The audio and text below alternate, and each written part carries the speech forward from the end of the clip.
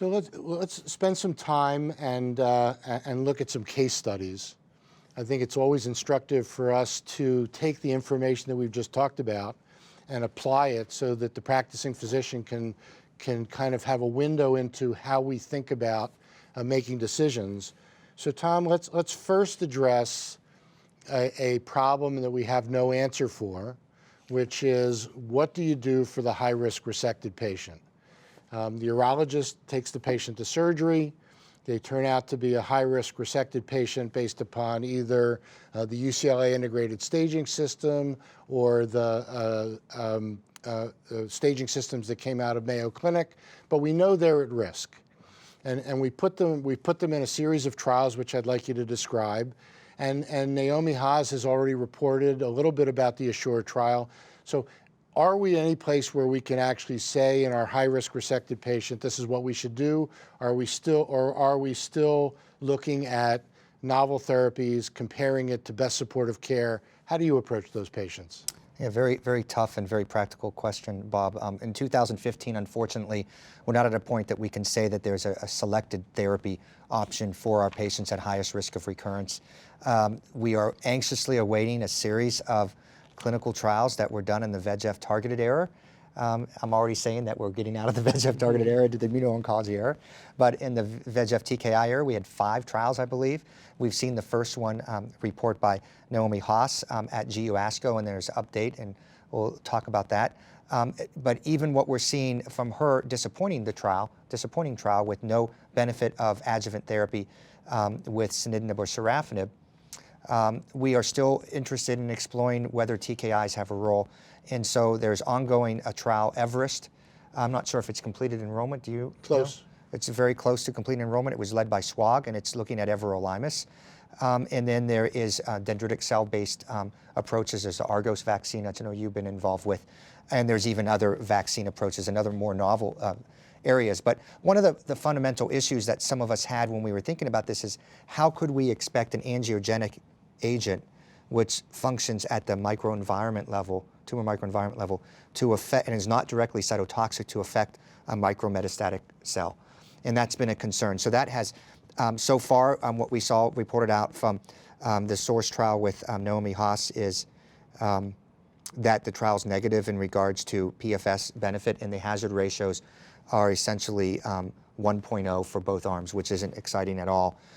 We did see a subset analysis come out at this meeting where part of the trial, as you know, there was a discontinuation rate due to toxicity. So what they reported out is about a third of the patients where they modified the protocol actually started off at a lower dose and then escalated up to full dose once tolerance was developed to the toxicities. And they looked at the outcome there. That had no benefit in outcome, progression-free survival. And it looked like, despite doing that type of dose escalation, at the end of the day, when you looked at the median dose intensity, it was the same, which I thought was interesting. So as a strategy moving forward, if we have concerns in the adjuvant setting, we should be more willing to start off at lower doses and titrate up. That may not compromise. The only thing that read out from that particular study that's reported at this meeting is that the sorafenib group had a 50% dose reduction. They went from 800 milligrams, which is the traditional starting dose, to 400 milligrams. That did kind of show an effect on the progression-free survival, which was negative overall, but it did show a little bit of an effect versus the 37.5, which was a 25% reduction. So some of the TKIs may be less able to be lowered because you'll compromise efficacy of the drug. Others may not have the issue. So it's very exciting time. Where everolimus may be of interest would be that it may have direct cytotoxic effects on the microscopic metastatic disease. So even though these VEGF trials may report out negatively, it doesn't mean that a strategy using an mTOR inhibitor wouldn't. And then certainly using the dendritic cell vaccine approach may be reasonable. And then ultimately the immuno-oncology drugs. An immune type-based therapy is probably more likely to affect microscopic disease than anything else that we do. So can I just, without putting words in your mouth, can I conclude from that if a person walked into your office and had high-risk resected disease in the absence of metastases, that absent availability for a trial, you would observe those patients? Absolutely. And Eric, would you observe those patients? I would observe those patients, and I would try to encourage my colleagues in pharma to do a trial looking at checkpoint antibodies in that group. And David, just to build consensus? Absolutely. They need to go on trials. We need new trials, and those are being discussed at least. You know, and the question of, as it relates to the checkpoint idea in the adjuvant setting, from a tolerability point of view, they look favorable because most patients can stay on them for a long time. Sure. That was certainly an issue with the VEGF TKIs in the ECOG trial, and that may have impacted in some ways the results.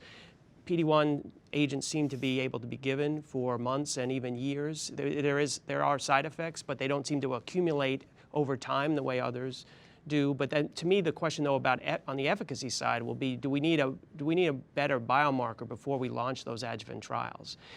Ideally, we would have something where we can select patients more likely to benefit, so we can see a benefit. You know, particularly since our outcomes with surgery are pretty good, even for larger tumors. I think the other part of that, just editorially from my perspective, is we know that in melanoma there's already some data with checkpoint inhibitors. But the melanoma population has been better able to define the high-risk resected patient than we have been able to define the high-risk resected patient with kidney cancer. Right. And so we still have some challenges with respect to how to pick the people that are at most risk so that we don't have to do the 1,500 patient trial to see the outcome. Right. And that's some of the subtleties of that space. So let's go.